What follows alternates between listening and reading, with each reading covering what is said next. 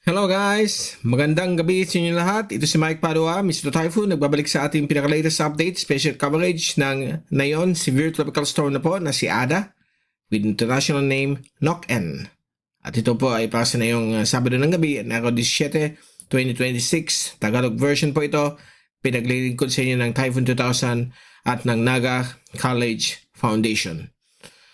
At gusto ko rin pasalamatan ang ating partners, Aboy Tis Power, at ang lokal na gobyerno ng Naga City headed by Honorable Mayor Leno Cavedo at ang ating Honorable Vice Mayor Gabi Bordado. At bago tayo mag-umpisa, gusto niyo yung English version? Meron tayong link dito. Click lang ninyo. At kung kayo po ay nanonood sa Facebook, i-search lang niyo yung ating channel, Mike Mr. Typhoon Padua. Diretso po kayo sa mga videos natin. Nandun yung mag-scroll lang kayo. Magkatabi lang yan. Sa post natin ang English version. At then, umpisa natin ang update. Well, nakadaan na po ang bagyong si Ada dito po sa malapit sa Kabikulan sa may coastal waters ng Catanduanes kaninang hapon. Ngayon, nasa tapat na po siya ng Infanta Baler area, 15.0 north, 124.1. Kumikilos siya na yun ng almost north sa bilis na 17 kilometro bawat oras. Yung kanyang hangin ay lumakas po nung pagdaan niya malapit sa may northern tip ng Catanduanes. Naging severe tropical storm po siya kaninang alas 5. At yung hangin niya nasa 95 to 120 kph. 1 minute average. Yung Pag-asa 10 minute average. Kaya okay lang na 85 sila kph. At baka inapag-grade na rin Pag-asa, but yung Japan Meteorological Agency na may maintain bilang isang 75 kph 10-minute average na storm. So, nagbigay po ng malalakas na ulan sa Samar, Bicol Region, dito sa Naga. Tumpak po yung forecast ng European Model, ECMWF. Kasi kaninang umaga, bago tayo nag-update, around 5 a.m., yung 5 a.m. to, yung 12 a.m., kaninang early morning hanggang mamaya, midnight, ang forecast ng ECMWF sa Naga was at 105. Ang ating weather station is 105.7 o 105.6. Although yung ibang weather stations natin sa Naga, sa Concepcion Grande, umabot ng more than 110 millimeters ang ulan. So, perfect pa rin yung forecast. Okay? Accurate. Minsan kasi ang ECMWF conservative, pag sinabing 100, 200 din actual. So, yung ibang areas po ng Camarines Sur, yung posibilidad na umabot din ng more than 200 to 300 millimeters. Sa Gigmoto, yung MDRRMC na weather station doon, Davis din po yan, nakita natin na umabot ng 300 plus millimeters. But may kulang silang data between 12 a.m. to 4 a.m. kanina. So, kung kasama yun, mukhang nalampas po siya ng 400 millimeters. Okay? Kasi yung ulan talagang terrible kanina. Between 6 to 8 o 5 to 8. Pumapalo ng 10 to 30 millimeters every hour yung ulan dito sa Naga. Kaya may mga pagbabaha na sa may SM at sa ibang areas po na laging binabaha sa southern 3-hourly heavy rain nitong bagyong ito. So in 3 hour, sabihin natin umabot ng 60 millimeters o 70 millimeters, talagang babahayin yan ang mga low-lying areas ng Naga. But kasalukuyan right now, tahimik na po na yan. Walang raindrop sa labas. Kasi kung nag-stop yun mga around 7.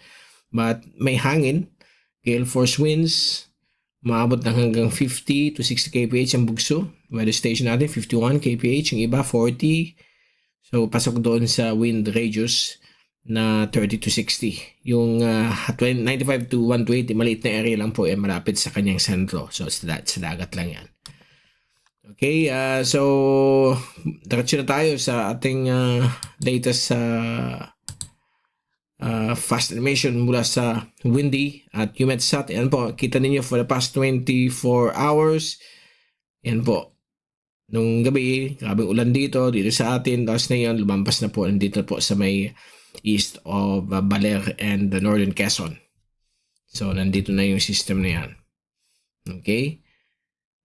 Medyo decoupled yung kanyang circulation. Medyo nahati. Sign po yan na naapektuhan na po siya ng dry air.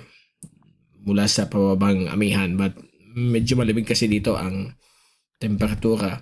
Ang oceanic heat content dito ay medyo hindi masyadong mainit. Although mainit pa rin dito kaya nakamanage siyang mag-intensify. Ang ulan right now, likely dito lang sa Cam Norte. Tingnan natin yung infrared. Kita ninyo, ayan biglang lumiit. Halos nawala yung makapal niyang 600 kilometers. Nag-shrink to 300 kilometers na lang yung rain area niya. So, sign talaga na hostile environment itong area nito sa may north of the Bicol. So, yan po ang good news. Kasi may forecast na uulan din sana dito sa Naga ngayong gabi, but mukhang dito lamang po na contained sa may bahagi po ng Cam Norte at Southern Quezon. So, bukas baka may mga konti pa rin showers sa linggo, but Monday definitely okay na po ang panahon. Kasi itong system na ito ay forecast po na gaganito po siya from here, gaganyan na po siya.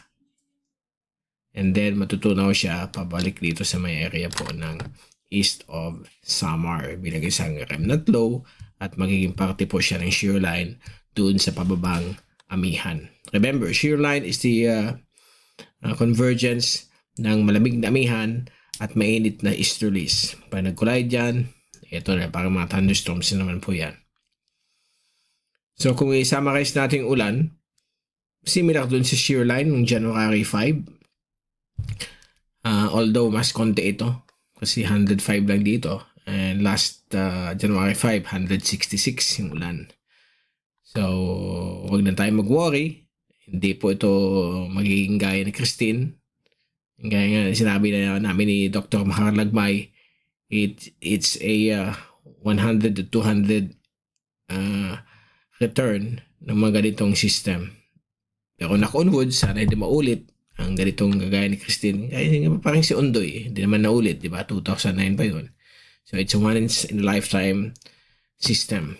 Kasi may mga pambihirang kombinasyon yan sa atmosphere na nangyari. MJO, may wind shear na malakas, malaki pa siya. So, kasi bihira na po na yun ng mga malalaking bagyo. Usually mga average small sized dahil sa shrinking, dahil sa tinatawag nating pag-init ng ating mundo. Ito po yung zoom in infrared mula sa Dapiada Top. Ito yung CA satellite imagery at nakikita po nila from Himawari din ito. Naging parang may mata, okay? Nahati, Kanina bilog na bilog siya, mukhang naging parang pandisalban na siya na nakadikit. So dito po ang Naga. Kita ninyo kung bakit tahimik na tayo. Nasa edge na po tayo. Nakalabas na tayo sa rainy part ng circulation niya. So itong bahagi nito ng Cam Norte, maulan pa rin dyan. Light to moderate. Itong violet ang ayaw natin. Dumaan yan saglit dito sa atin kanina. Between 5 to 8 a.m. After that, umakyat na dito na sa may dagat. So yung center ng system is likely nandito po siya sa area na ito. Dito. Nandyan siya. So, for the next 48 hours, gaganito po siya. And then, ganyan. Gaganyan siya. Okay, so, titingnan natin what will happen to this system. Hopefully, sana tuloy-tuloy na itong malusaw. Dahil nasa bad location siya ng Philippine Sea. Pasensya na po pagsalita ako dahil medyo nantok na po ako. 3 oras lang tayo natulog for 2 days. Talagang kulang. Kailangan natin mag-recharge. Ito yung last track natin as of 11 a.m. Ito kasi yung ginawa ng model. Yung ating software galing sa mga iba't ibang models. So, ganyan ang tracking. But in reality, dito siya namaan. Dito. Sorry, alisin natin ulit yan. Ito, dito siya namaan. Dito sa area na yan, gumanyan. Tapos, sana yun, nandito na siya. Bumilis nga kasi 8 p.m. dapat nandito. Nandito na siya for 8 a.m. yan. Nandito. So, bumilis siya. So, nandiyan na yun yung system. So, ang next nito, nagagalawin yan, ay ganito. And then, susub siya ng ganyan. lalabas tayo ng bagong track for the 12 midnight update bago tayo mag good night sleep. Okay, so yan. Yan na po ang ginawa ng bagyong ito. May maulan pa rin na inaasahan sa eastern coastal areas ng Eastern Luzon. Sa Bicol, meron din dito sa may partido.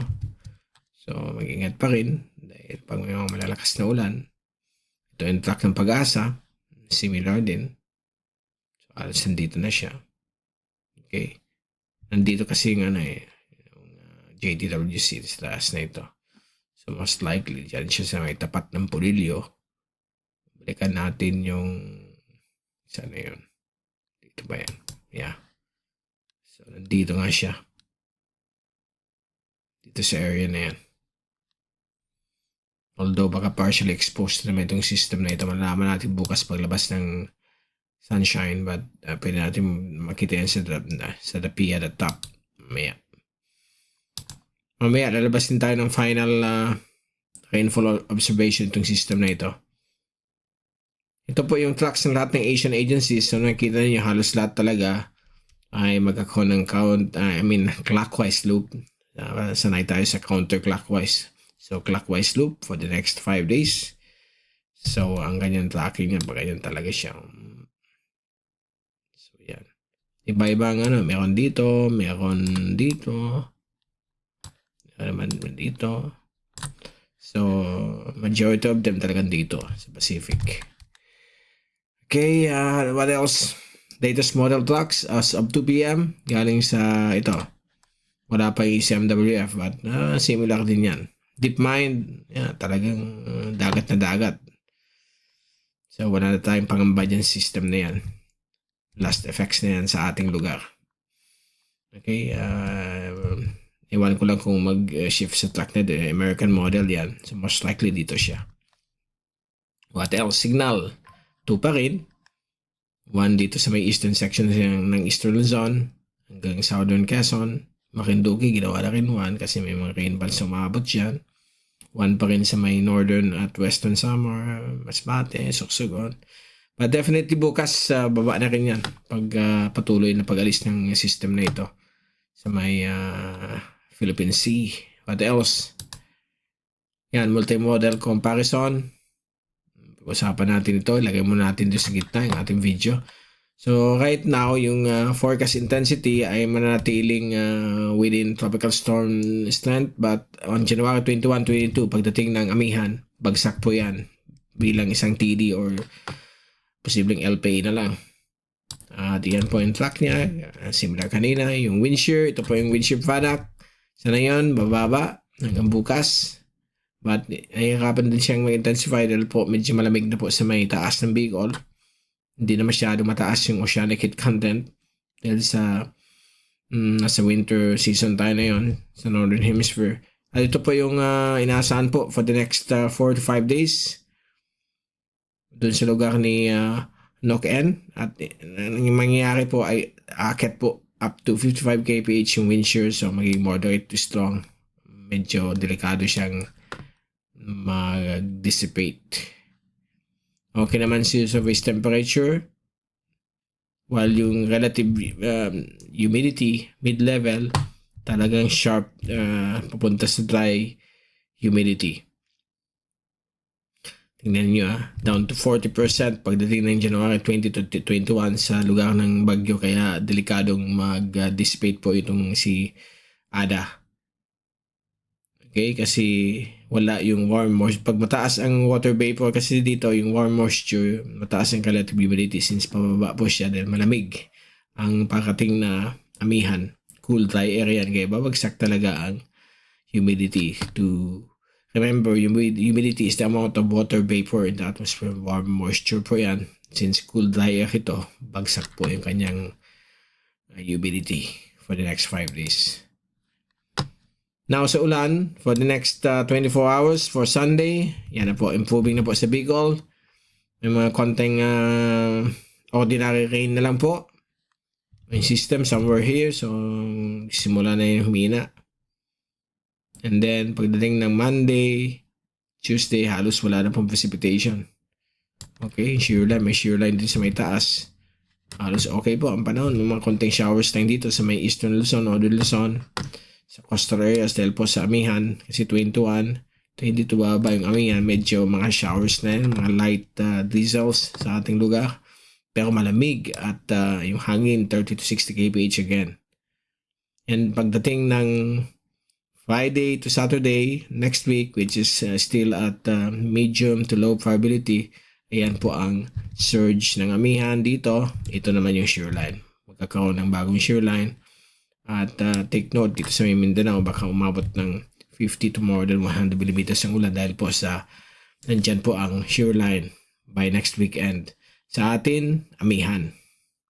Okay? Kaya pag sobrang lakas ang amihan sa ganitong time, January, February, dito talaga ang shear line sa area po ng Mindanao. So mag-prepare po kayo dyan sa Mindanao, Cagayan de Oro, sa may area po ng Northern Caraga, Davao Region, Bukidnon, western part ng Zamboanga Peninsula, dyan sa may Iligan City. Alam naman ninyo, pag may La Nina at may shear line, pagdating ng December to February, delikado kayo magkaroon ng mga malalakas na ulan. So ito yung inaasahang event. Pero titingnan natin, sana hindi matuloy. Okay, sa tracking ito, makita lang natin sa inyo pagdating ng amihan. Yan po sa may taas. Yan po ang amihan. Yan. So mangyari yan, bababa po yan ang amihan. So ano mangyari dito sa Baguio? Bababa po siyang pa ganito. Baka nga isang LPA pa dito, but hindi pa natin papansinin yan. Baka shallow lang po yan. So pag ginalaw natin 21, yan po, bababa po talaga siya. Meron pang isa dito. At saka na natin yan kasi hindi pa yan high probability. More than 5 days kasi yan. Okay? What else?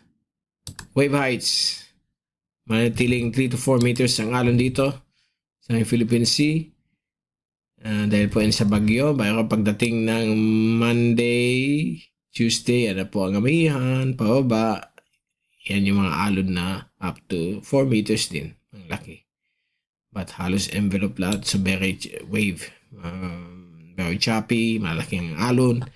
Delikado po sa mga maliliit at medium-sized fishing vessels. So mag-ingat po kayong lahat dyan. Sa inland waters, okay naman, pero medyo moderate to rough pa rin dahil sa epekto ng amihan. Okay? Sa ating mga weather stations, ito yung sinasabi ko from our weather station. Dito sa may, let me see. Galaw natin dito. Papalitan natin yung mga station. Makita ninyo. Okay. What else? Okay, galaw natin dito. Yan. Makita ninyo. So, yan po. 105.7. Yung forecast ng ECMWF rain model kaninang, for the day, kaninang umaga, yung chinek ko. Exactly rin, 105 o 106 millimeters yung ulan ang forecast ng ECMWF. So, it's a great model indeed. Nakita na magaling mag-forecast ng ECMWF. Yan po sa San Felipe, sa ibang areas po ng Naga, like dito po sa, what else? Yan, City Hall, nasa 106.7. Okay? Mas maulan pa rin yung shear line ng January 5 kasi umabot ng 166 millimeters. At dito sa area ng Kamuning, grabe, terrible ang ulan dito. 175 millimeters, almost 200 millimeters yung ulan. So talaga mataas sa may eastern sections, lalo na sa Partido. Pero umabot ng 400 millimeters doon. Kasi yung Gigmoto weather station, malapit po yan sa Karamuan. Sa Catanduanes kasi yung Gigmoto, yung MDRMC na Vantage View Station nila, nagka-record ng 300 plus millimeters na ulan. Tingnan natin, nandito yata yun. Sana yun? Tama, nandito. Sana yung Gigmoto? Where is it? Yun, Gigmoto, MDRMO.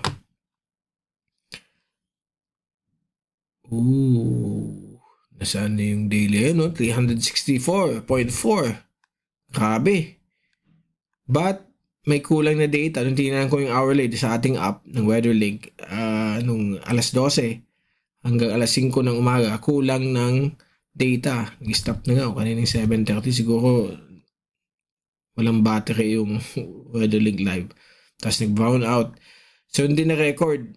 So most likely baka 400 plus pa yan o 500 millimeters kasi yung ulan sa Bagyo pag sumabay kayo nasa 700 millimeters. So ganun ka-terrible yung ulan niya.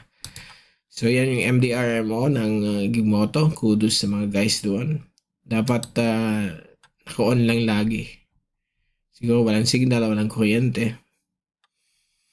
What else? Liboton. Yan po. 113.3 millimeters ang ulan. Okay. Saan pa? Mabulo, Naga City, nasa 88. May problema yata yung station na yun. Kailangan lilisin yung rain gauge. What else?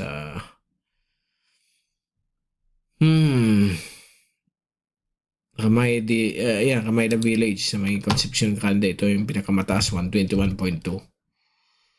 Okay, kasi hindi naman solid yung mga rain bands. May malakas na ulan buhagsak doon. Minsan naman tayo mataas. So, yan po ang data.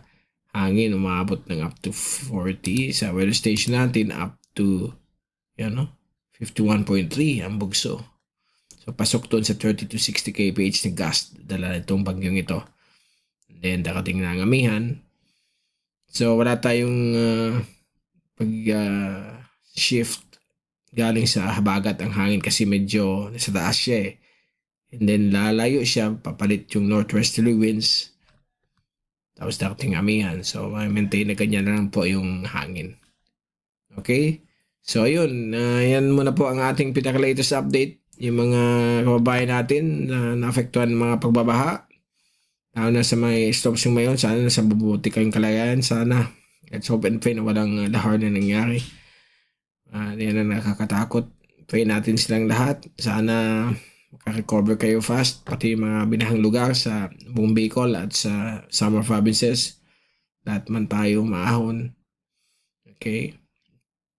Sana wala na pong bagyo na mag-landfall sa atin. Sa Pilipinas, ang hirap po. So yan muna po ang ating pinaka-latest update sa bagyong si Ada. At babalik ulit tayo bukas for another update sa continuing special coverage ng bagyong si Ada. Ito si Mike, Mr. Typhoon Paduwag, papaalam, nagbibikol na po tayo. Hanggang sa muli, maraming salamat sa pagpunod sa inyo sa aking channel. Ingat palagi, ingat permi. Diyos mabalos, at God bless po sa inyo lahat.